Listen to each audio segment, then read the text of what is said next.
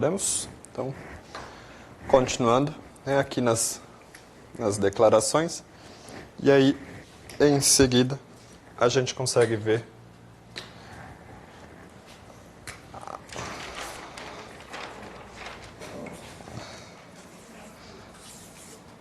as certidões que a gente precisa apresentar em Santa Catarina, tá? Nesse quesito, Santa Catarina é um pouquinho mais simplificado que a maioria dos estados, tá?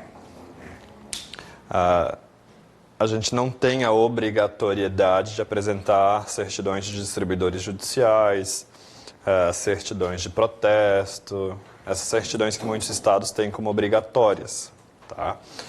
Então, as certidões aqui em Santa Catarina é aquelas 3 do registro de imóveis, né? Matrícula, ônus e ações. De feitos ajuizados a gente não tem mais nenhuma. A gente considera que a do registro de imóveis supre isso, até porque o princípio da concentração, tudo tem que estar no registro de imóveis agora. Né? Então a gente não solicita nenhuma outra certidão alheia a isso no âmbito judicial. E a do TST é só recomendação.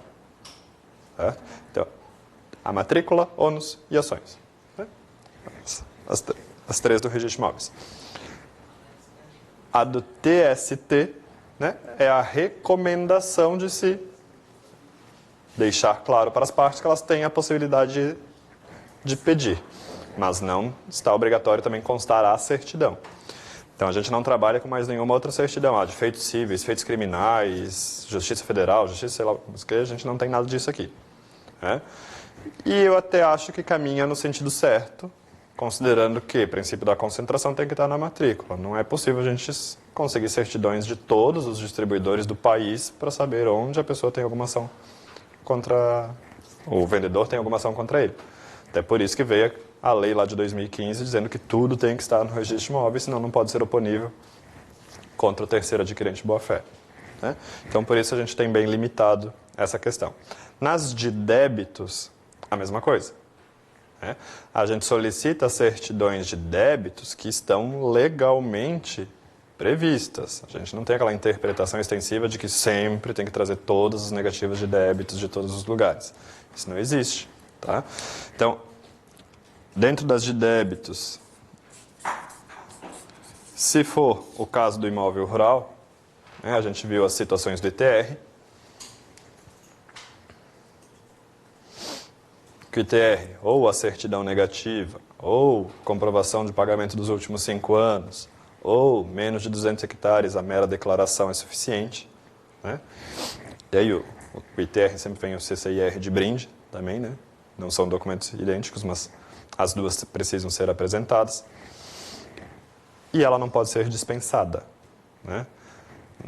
Nessa hipótese de 200 hectares, ela não é dispensada. Né? Dispensa a apresentação do documento, mas é substituída pela declaração.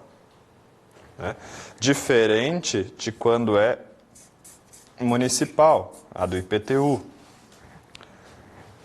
Certidão negativa de débitos municipais, ou você apresenta, ou o adquirente dispensa, assumindo a responsabilidade, né, dos débitos decorrentes dali. Mas na rural, o adquirente não pode dispensar. Tá? A gente não tem aqui a obrigatoriedade de pegar a certidão do IBAMA, até porque ela nem existe mais no Código Florestal. Né? O Código Florestal da década de 60 previa, o de 2012 revogou e alguns estados ainda continuam pedindo a certidão negativa do IBAMA, que não tem. Né? Por mais que você ainda possa solicitar lá pelo site. Né? E a federal,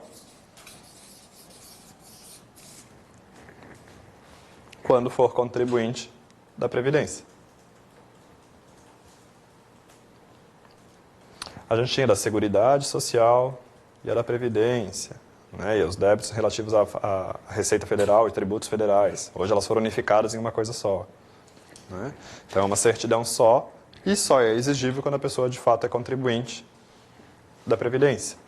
A pessoa declarou que não contribui para a Previdência, não vai ter essa certidão negativa na escritura.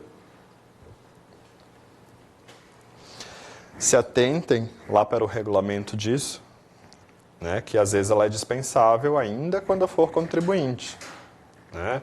Lembra daquela hipótese que quando ela exerça exclusivamente, aí tem algumas atividades lá, né, administração de bens, compra e venda de imóveis, desmembramento, seja lá o que for, né?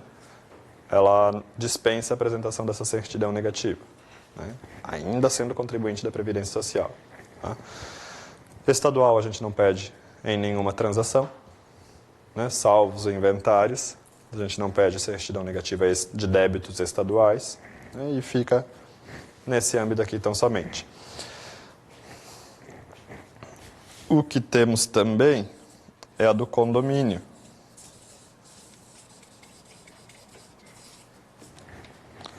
Quando for unidade condominial de um condomínio edilício, né, a gente tem que constar ou a certidão do condomínio ou a declaração do vendedor de que não há débitos condominiais, que seria lá o que já dispunha lá a Lei 4591 de 64.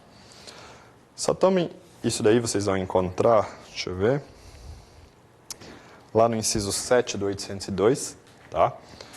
A prova da quitação das obrigações do alienante para com o respectivo condomínio nas alienações e transferências de direitos reais sobre as unidades, ou a declaração do alienante ao seu procurador sob as penas de lei da inexistência de débitos, inclusive multas. Isso é o que está expresso aqui, tá?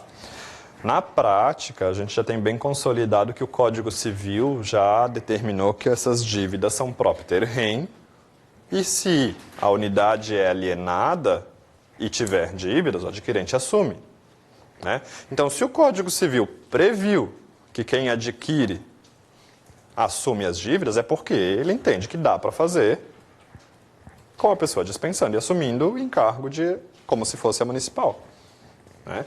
Então, pelo nosso Código de Normas, ou a certidão do condomínio, ou a declaração do vendedor.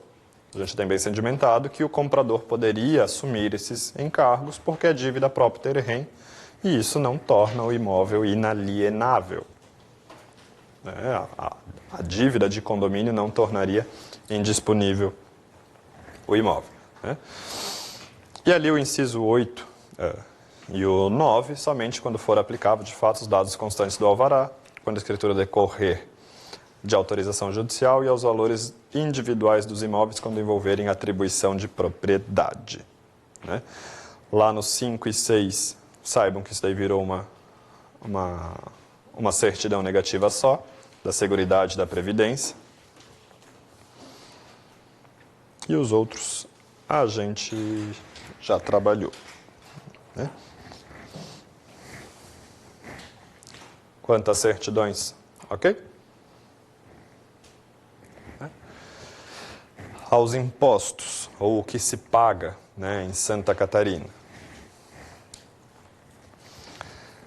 Como a maioria dos estados, né, eu acho que o Paraná é uma das poucas exceções, né, os impostos aqui são sempre pagos antes da escritura. Lá no Paraná você pode pagar o ITBI lá no registro de imóveis. Isso a gente não tem em Santa Catarina. Tanto o ITBI quanto o ITCMD, se for o caso, devem ser pagos antes.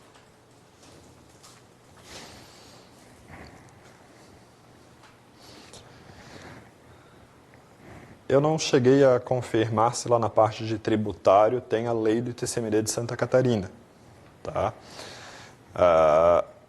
É um ITCMD um pouquinho mais complicado em entender como ele funciona, tá? Mas em linhas gerais, tá?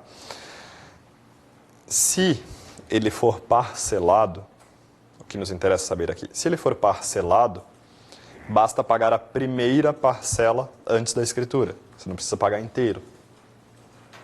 Isso no ITCMD, tá? Então, ou você paga o ITBI inteiro ou o ITCMD inteiro. O ITCMD, se você parcelar, você precisa pagar a primeira, pelo menos antes de fazer a escritura. O restante fica como obrigação pessoal de se realizar o pagamento. Certo? Em Santa Catarina, a gente vai ter um fundo, né, chamado F